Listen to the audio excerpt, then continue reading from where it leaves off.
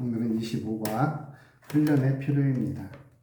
우리가 복음을 전하기 위해서 왜 우리 인간에게 복음이 필요한가? 그것은 인간의 실상의 모습을 알아야 된다. 그리고 그 인간들에게 그러면 우리가 복음을 전하기 위해서 무엇을 먼저 준비할 것인가?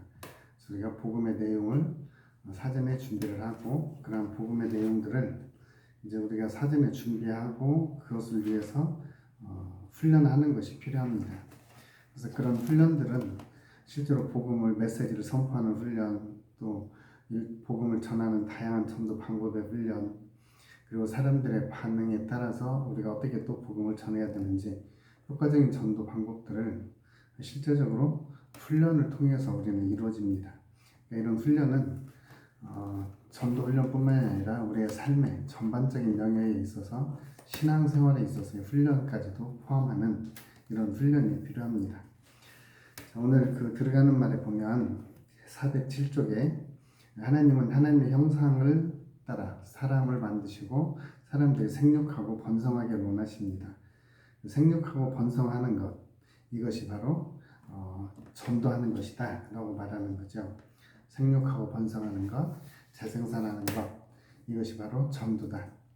원래 하나님께서는 하나님의 형상으로 만들어진 사람들이 세상에 충만하고 세상에서 번성하기를 원했는데, 우리가 창세기에서 보면 아담과 하와 인류의 시조가 죄를 범하게 되고 그 죄의 결과로 사람들이 이기심, 수치심, 탐욕 이런 것들을 품게 되죠.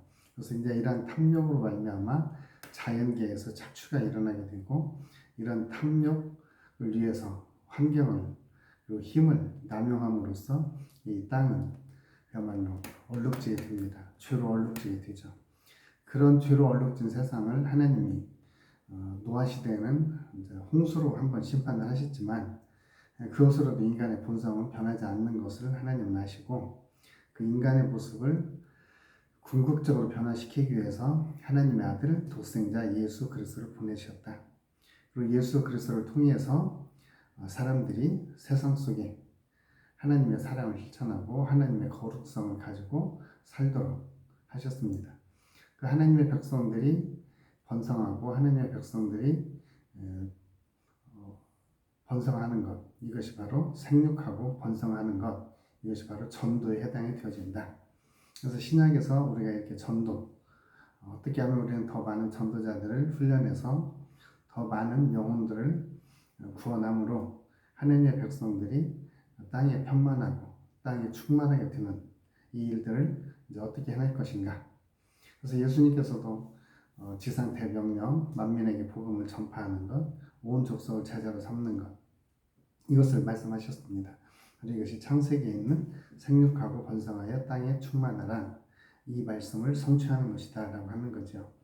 자, 그럼 우리 그리스도인들이 어떤 훈련이 실제 필요하냐.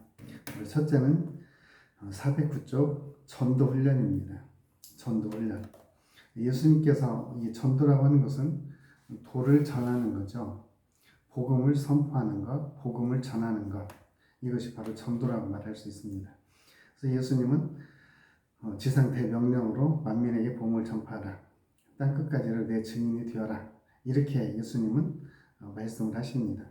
이 말씀은 창세기의 명령으로 하는 생육하고 번성하여 땅에 충만하라 라고 하는 말씀입니다. 거듭난 그리스도인들은 불신자들에게, 비신자들에게 복음을 전해서 그들이 예수 믿는 사람이 되고 그들도 역시 전도 훈련을 받아서 똑같은 전도자가 되어서 생명을 번식하는, 생명을 번성케 하는 이 일을 하는 것을 위해서 바로 전도가 필요하고, 그런 전도는 바로 훈련이 필요하다라고 하는 것입니다. 그래서 우리가 전도 훈련에는 두 가지가 있습니다. 하나는 우리가 무엇을 전할 것인가 하는 전도의 내용, 그리고 그 전도의 내용을 어떻게 우리가 잘 전할 것인가, 이 두 가지가 필요합니다. 그러니까 우리가 전해야 될 내용, 그리고 그 전한 내용을 어떻게 잘 전할 것인지 실제적인 훈련이 필요해요. 그래서 먼저 복음을 전했던 사람이 예수님께서 베드로에게 천국의 열쇠를 주셨죠. 그래서 예수님으로부터 천국의 열쇠를 받은 베드로는 그 열쇠를 바르게 사용합니다. 그래서 예루살렘, 유다, 사마리아 땅끝까지 이르러서 예수 그리스도의 복음을 전하는 그러한 사명을 잘 감당하게 되죠. 그래서 예루살렘에서 오순절날에 유대 지역에서 그리고 사도행전 8장에서 사도행전 10장에서 이방인에게까지 복음을 전하는 그 열쇠를 이렇게 베드로는 사용합니다. 그러니까 베드로는 이렇게 복음을 전하면서 그 복음의 내용을 아주 전략적으로 효과적으로 잘 이렇게 전하고 있는 모습을 봅니다. 그래서 오순절날에 복음을 전할 때는 그는 복음의 내용을 바로 예수 그리스도를 차분히 풀어서 설명합니다. 예수님의 인성, 예수님의 신성, 그리고 예수님의 죽음, 그 죽음의 부활, 부활 이후에 승천, 그리고 성령을 보내주신 이런 일들을 그때까지 사용되었던 구약 성경을 기초로 해서 이 복음을 전합니다. 그렇게 복음을 전했을 때 3,000명이나 되는 유대인들이 회개하고 예수님께로 돌아오죠. 또 이방인에게 복음을 전할 때 사마리아에 가서도 마찬가지고 사도행전 10장에 고넬료에게 복음을 전할 때도 바로 예수 그리스도의 십자가의 죽음과 부활 그리고 용서의 필요성을 그 가족들에게 전할 때 그들에게 성령이 임하게 되고 성령이 임하는 모습을 보면서 그들에게 세례를 주게 되죠. 그래서 이렇게 철저하게 그 복음의 내용을 상황에 맞게 잘 전했던 이 베드로는 그런 경험을 바탕으로 해서 베드로전서 3장 15절에서 이렇게 권면합니다. 우리 411쪽 두 번째 단락, 너희 마음에 그리스도를 주로 삼아 거룩하게 하고 너희 속에 있는 소망에 관한 이유를 묻는 자에게 대답할 것을 항상 준비하되 온유와 두려움으로 하라. 그러니까 언제든지 복음을 요청하는 사람들에게 복음을 항상 전할 수 있도록 준비를 하라는 겁니다.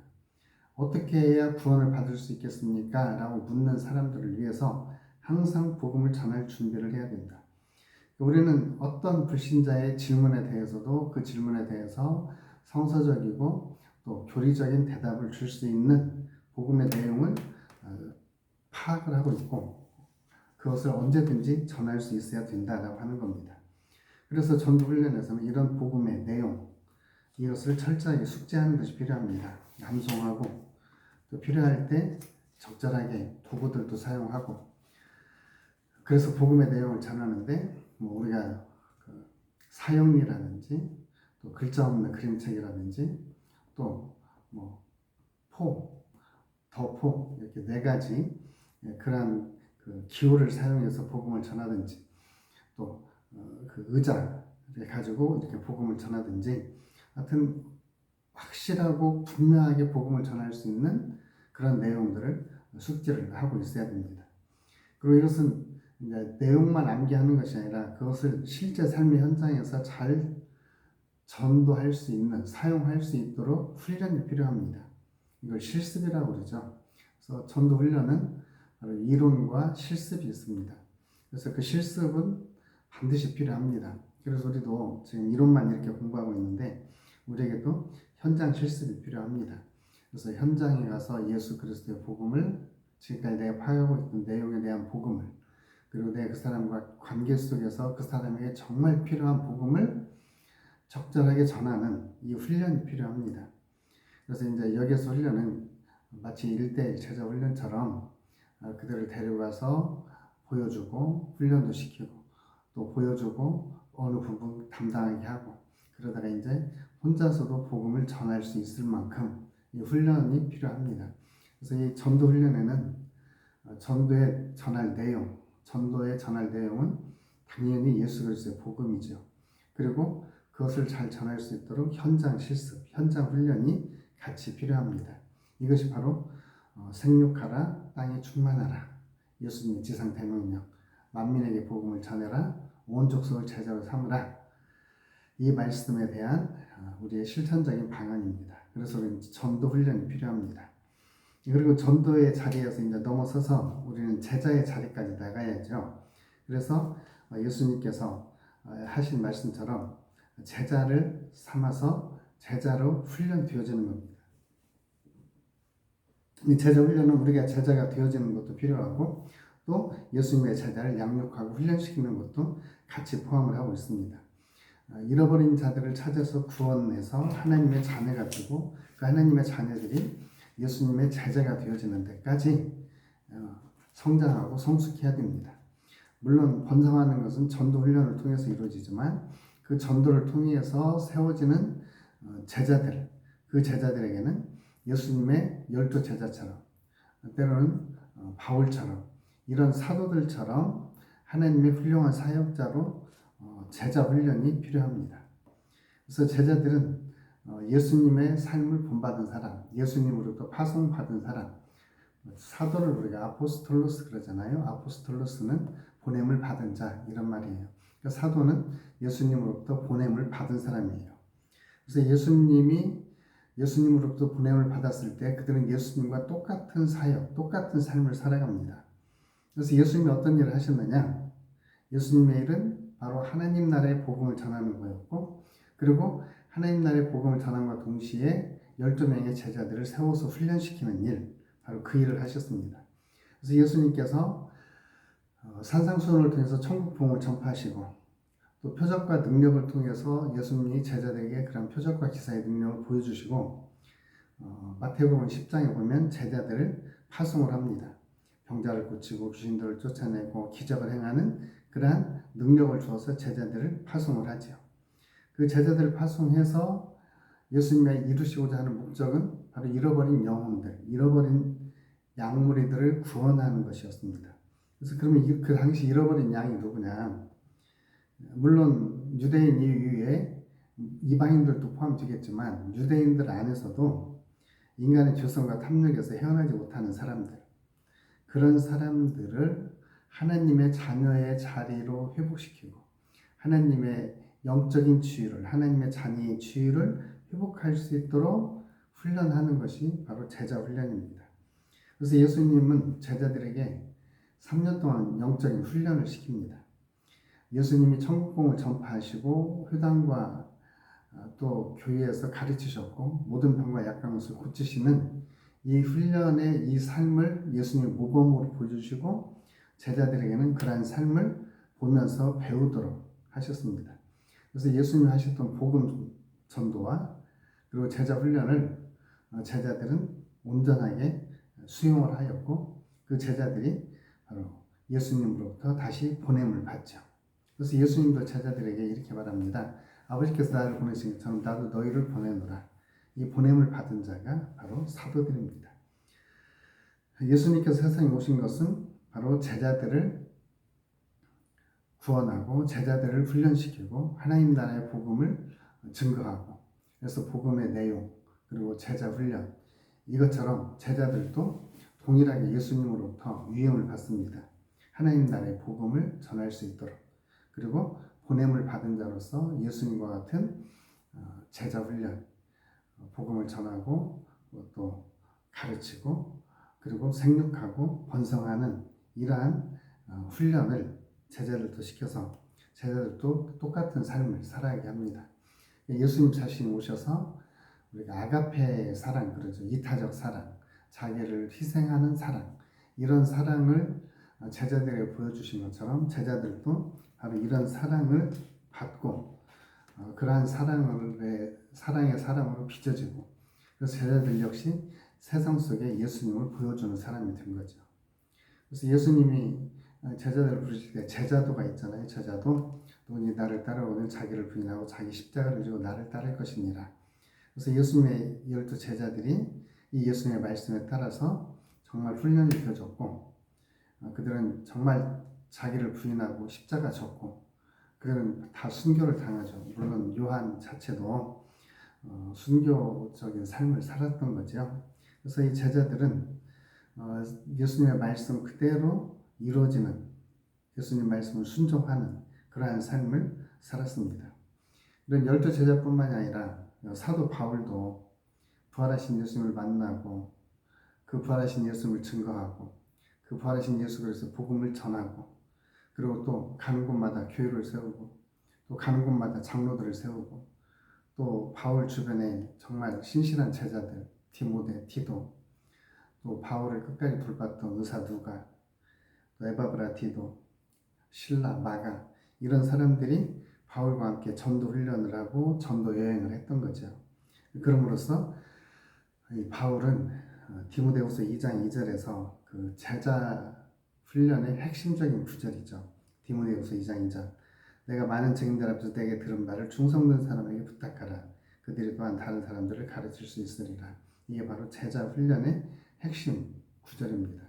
다른 사람을 잘 가르쳐서 그들도 다른 사람들에게 복음을 전하고 가르칠 수 있도록 이런 제자 훈련이 필요합니다. 이런 제자 훈련을 통해서 영적인 지도자가 훈련되고 만들어지는 거죠. 그래서 영적인 지도자는 실제 복음의 내용을 완전하게 숙지하고 있을 뿐만 아니라 그 복음의 내용을 따라서 예수 그리스도처럼 순교자적인 삶, 자기를 부인하고 십자가를 지고 예수님을 따르는 삶, 그런 삶을 사는 사람들이 바로 제자다라고 말할 수 있습니다. 그래서 그런 제자들에게는 오중사역이라고 하죠. 에베소 4장 11절로 12절. 사도, 선지자, 복음 전하는 자, 목사와 교사. 이 목사와 교사 이런 오중사역을 오중직임을 세운 이유는 성도를 온전하게 하고 봉사일을 하고 그리스도의 몸을 세우기 위한 것이다. 그래서 우리 각기 지금 오늘날에는 이제 사도와 선지자 이런 사람들은 사도 시대에 있었고요. 복음 전하는 자는 지금도 부흥사들 같은 사람들이 있죠. 그리고 목사와 교사 이런 사람들은 지금도 찾을 수 있는 영적인 지도자입니다. 영적인 지도자는 성도를 온전케 하고 또 성도들 온전케 해서 그들로 하여금 봉사일을 하게 하고 또다시 다른 그런 봉사자들을 세우는 데까지 제자 훈련을 잘 시킬 수 있는 그러한 사람이 바로 영적인 지도자라고 볼 수 있습니다. 우리 418쪽에 보면 온전하게 하다라고 하는 그 헬라어 단어가 카타르티스몬인데요. 이 카타르티스몬은 고치다, 수선하다 이런 의미가 있습니다. 그러니까 지금까지 살아온 삶을 고쳐서 성경적인 방법으로 살아가는 것, 이것이 온전하게 하다라는 의미이고 또 하나의 온전하게 하다라는 의미 속에는 준비시키다, 무장시키다 이런 의미도 있습니다. 그러니까 영적인 지도자는 성도들을 잘 훈련시키고 무장시키는 그렇게 해서 그리스도의 일을 섬기고 그리스도의 몸을 섬기고 그리스도의 몸은 교회죠. 교회를 섬기고 온전한 예배를 드리는 일. 봉사는 예배를 뜻하기도 합니다. 그래서 예배, 섬기는 일 이런 일을 위해서 사역자들이 바르게 훈련받아야 할 필요가 있습니다.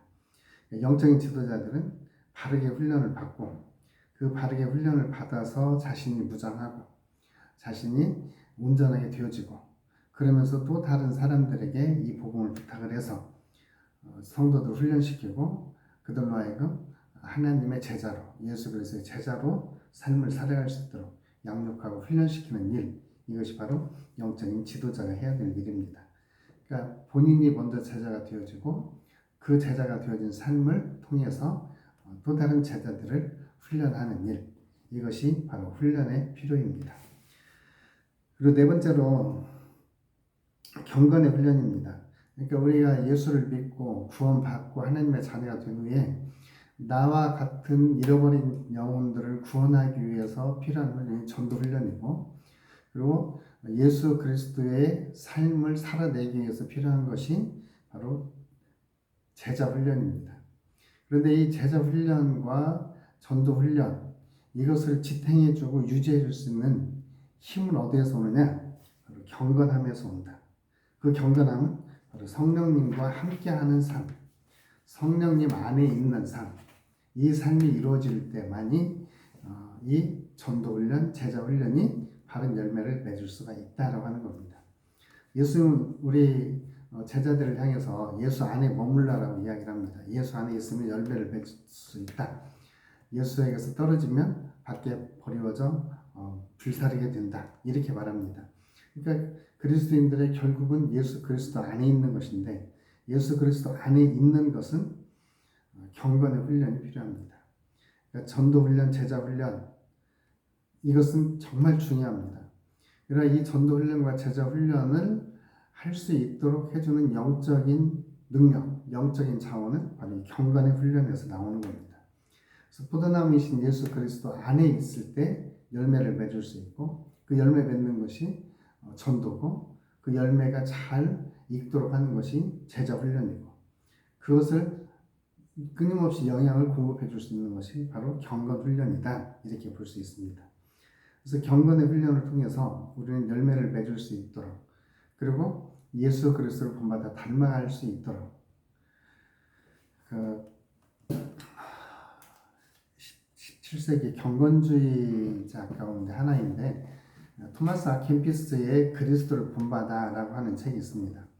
그 그리스도를 본받아 사는 삶, 굉장히 영적이고 아주 고전인 그런 책인데, 물론 그 책에 성령님에 관한 내용은 없는 것 같더라고요. 그럼에도 불구하고 그리스도인들이 그리스도를 본받아서 사는 삶, 그 삶의 궁극적 목적은 하나님께 영광을 돌리는 데 있습니다. 우리 그리스도인들은 제자 훈련을 하고 전도 훈련을 하고 경건의 훈련을 통해서 열매를 맺고, 그 열매를 맺음으로써 그 열매가 바로 하나님의 영광을 선포하는 일. 그래서 고린도서 10장 31절 말씀에 먹든지 마시든지 무엇을 하든지 다 하나님의 영광을 위하여 하라, 이렇게 말하죠. 이 하나님의 영광에 초점을 맞출 수 있는 능력은 바로 이 경건의 훈련에서 옵니다. 앞에서 말했던 전도 훈련과 제자 훈련의 그 능력은 경건의 훈련에서 옵니다. 그 경건의 훈련의 초점은 무엇이든지 하나님께 영광을 돌리는 모습. 그 영광을 돌리는 그 모습이 바로 뭐냐? 영혼들에게 하나님 나라의 복음을 전하고, 영혼들에게 거침돌이 튀지 않고, 아직 비신자들, 예수 그리스도를 모르는 자들이 구원을 받게 하는 그러한 모습을 보여줄 수 있는 것이 바로 경건의 훈련입니다. 이 경건의 훈련은 그리스도를 궁극적으로 예수 그리스도의 모습으로 변화를 시킵니다. 예수 그리스도의 모습으로. 그래서 예수님은 포도나무에 비해서 당신을 포도나무라고 이렇게 이야기를 하고, 또 아버지는 농부라고 이야기를 하고, 제자들은 가지라고 이야기를 합니다. 열매는 가지에서 맺습니다. 그래서 예수님의 이 포도나무 비유를 통해서 우리가 몇 가지 배우는 원리들이 있는데, 422쪽 첫 번째 줄, 그런데 예수 그리스도는 포도나무 비유에서 열매에 관한 놀라운 원리를 몇 가지 말씀하셨다. 첫째 원리는 열매를 점진적으로 많이 맺어야 한다. 그러니까 우리가 예수 믿으면 처음에는 미약하지만 나중은 점점 창대해지는 그런 열매를 많이 맺습니다. 열매가 선과 실이 없이, 미리 떨어지는 것 없이 가을이 되어서 풍성한 수확을 거둘 때 잘 익은 열매처럼 열매는 점점 풍성해지고 많아지게 됩니다. 이런 열매를 맺기 위해서 포도나무는 가지도 잘라주고 또 껍질도 벗겨줍니다. 가지를 자르는 것은 열매를 잘 맺을 수 있는 가지를 남겨놓고 열매를 맺지 못할 가지는 자르는 거죠. 그리고 포도나무는 아마 당분이 많은 것 같아요. 그래서 이 껍질 사이로 벌레라든지 아니면 그 껍질 사이에 개미들이 이렇게 다니면서 그 포도나무의 당분을 이렇게 빨아먹죠. 그래서 포도나무는 껍질을 벗겨줍니다. 껍질을 벗겨줌으로써 포도나무가 깨끗해지고 가지를 잘라줌으로써 더 많은 열매를 맺도록 합니다. 이것이 바로 전제하는 거죠. 그것처럼 우리 그리스도인들은 열매 못 맺을 인간적인 것들, 옛사람의 것들은 깨끗하게 제거하고 잘라내는 것이 필요합니다. 그리고 더 많은 열매를 맺기 위해서 필요한 것들만 집중을 해야 되죠. 열매 맺을 수 있는데 집중하는 것이 필요합니다. 그리고 세 번째, 423쪽 셋째 원리는 그리스도인이 주님과 밀착된 교제를 유지해야 한다. 그러니까 포도나무에 붙어 있어야 가지가 열매를 맺는 것처럼 그리스도인은 예수님과 밀접한 교제, 예수님 안에서 머무는 삶, 예수님의 뜻을 나의 뜻으로 삼고 예수님과 연합하는 삶, 이런 삶을 살 때 그리스도인들에게서 열매가 드러나게 된다는 겁니다. 이런 열매를 맺기 위해서 그리스도인들에게는 영양분이 필요해요. 나무가 열매를 맺기 위해서는 질소, 인산, 칼륨, 이런 요소들이, 이런 영양가들이 필요한 것처럼 우리 그리스도인들이 올바른 열매를 맺기 위해서 우리 그리스도의 열매를 맺기 위해서 영양분을 공급해야 되는데 그 영양분의 기본은 성경이다. 성경 말씀. 그리고 성경 말씀을 살아내는 삶. 이것이 제자들에게 열매 맺기 위해서 필요하다. 제자들이 열매 맺는 자원으로는 성경 말씀인 거죠. 성경 말씀이 제자들에게 바탕이 되어주고 힘이 되어져서 열매를 맺을 수가 있습니다. 그리고 424쪽 중간쯤 보면 마지막으로 열매를 많이 맺기 위해서 그리스도는 기도해야 합니다. 이 기도에 대해서는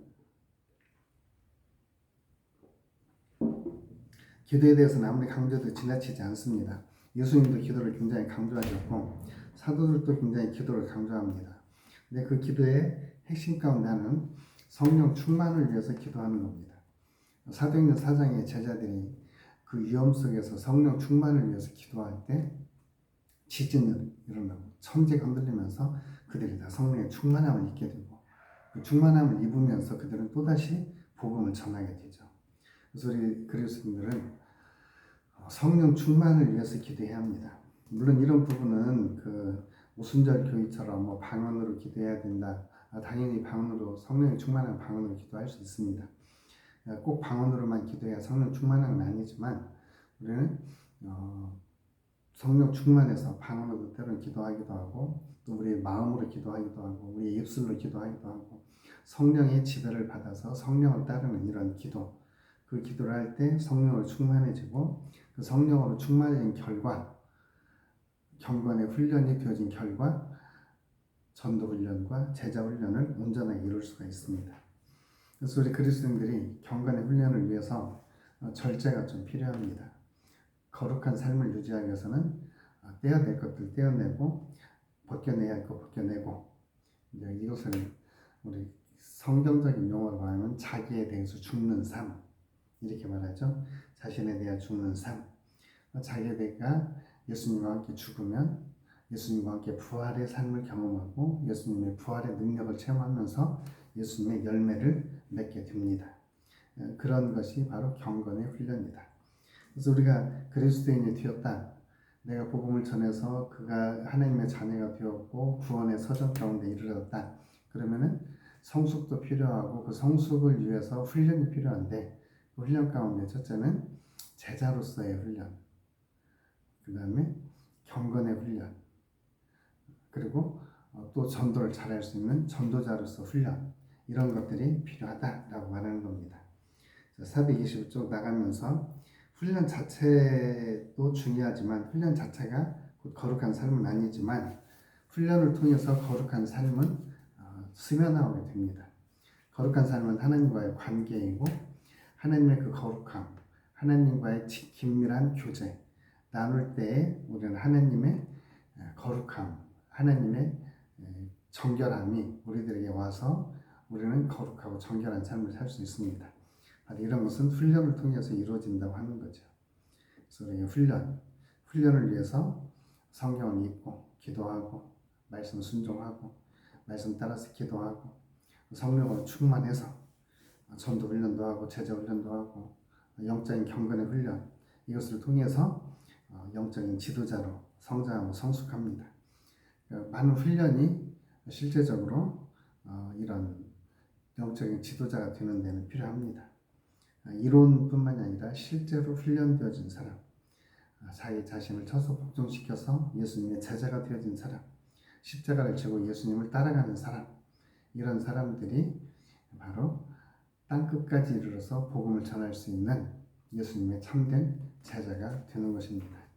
그래서 우리는 예수님의 제자가 되어서 이 시대에 우리와 똑같은 성숙한 그리스도인이 되도록 복음을 전해서 그 사람이 예수를 잘 믿고 하나님의 자녀가 되도록 전도하는 이러한 전도의 훈련, 그리고 전도되어진 사람이 예수님의 제자와 같이 성숙한 자리에 이를 수 있도록 제자 훈련, 그리고 그 전도 훈련과 제자 훈련의 밑바탕에 되어지는 경건의 훈련, 그 경건의 훈련을 위해서는 깨끗하게 드는 훈련, 말씀, 그다음에 기도, 이런 훈련들이 같이 겸해졌을 때 훌륭한 훈련을 통해서 좋은 지도자가 되어지고 그 지도자가 되었을 때 또 우리는 상륙하고 번성하여 충만할 수 있는 그러한 전도자가 될 수 있습니다.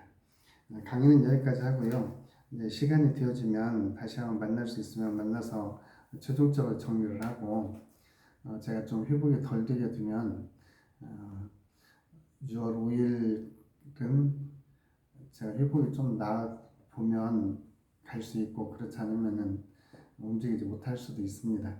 그래서 공부를 여기까지 하시고 나중에 한 번 더 기회가 되어지면 최종적으로 마지막 정리 한번 하도록 하겠습니다. 수고하십시오.